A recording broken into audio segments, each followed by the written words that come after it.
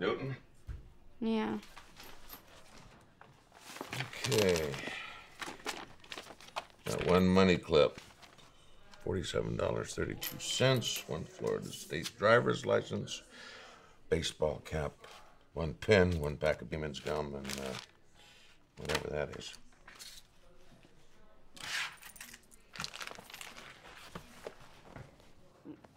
That's not mine.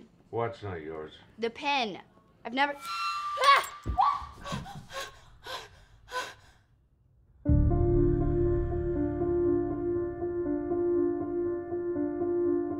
What if there was a place?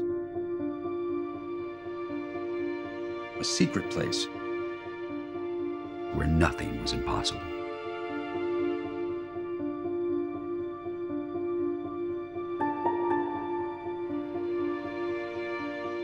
No way. A miraculous place where you could actually change the world.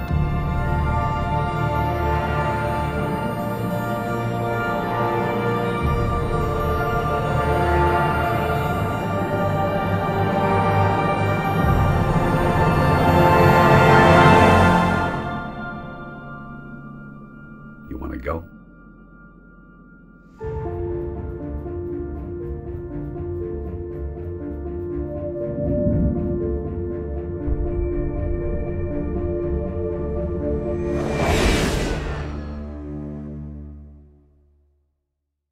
Surprised at how much an ad this is for Tomorrowland. And by Tomorrowland, I don't mean the movie, but the land in the Disney theme parks.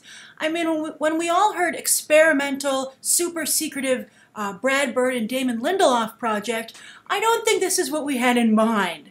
Now, granted, if they're going to elevate this material beyond a mere commercial or rebranding for a commercial property, fine, that's great. But this trailer so far doesn't show that. Another thing that surprises me is the lack of warmth, which is really Brad Bird's hallmark. I think he has a very warm palette and also a warm emotional feel to his films. And this felt cold. I think it's very interesting to go with a female lead here.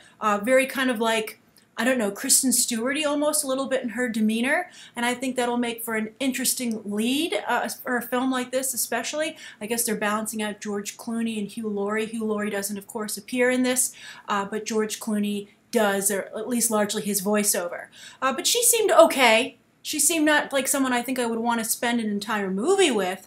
I think it'll be interesting to see if her lack of gee whiz mentality works in a lead for this type of movie. I mean, I can understand someone being cool and insular, but at the same time, that's not who you want to follow around. I mean, if you don't want their demeanor to be infectious, because in this case, everyone would be, kind of down and not that excited about stuff.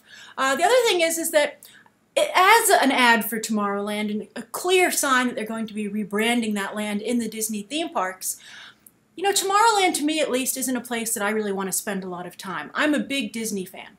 And I think that in Tomorrowland there are a lot of great rides, sure. Space Mountain, Buzz Lightyear's usually located there. But at the same time, when I'm just like, I want to be in the Disney theme parks and I just want to, exist there and, soak up the atmosphere, I don't head to Tomorrowland. I head to Fantasyland. Main Street, I think, of course, is famous for that. And then, of course, I think you could maybe even say Adventureland or Frontierland a little bit. But I think Tomorrowland's never really clicked, certainly as a place where you feel like you're visiting the future, right? I mean, it's always seemed like a retro perspective of it.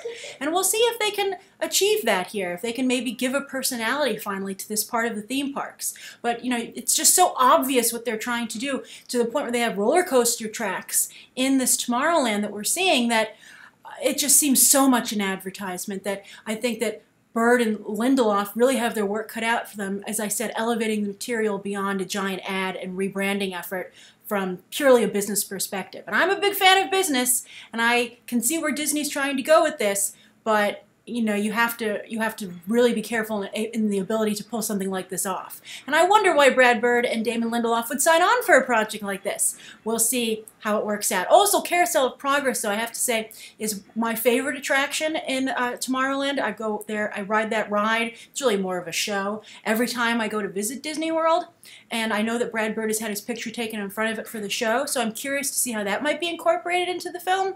But I'm not sure. So I'm curious, what do you think of this? Is this what you expected? And if you're surprised, is it in a good way or a bad way? And does this seem like more of an ad to you? And if it does seem like an ad, do you like this rebranding effort for Tomorrowland? Do you think Tomorrowland needs to be rebranded? And also, how do you feel about it in terms of how it relates to your theme park experience? All right, thank you so much for tuning into my review, and you can check out some more episodes right now.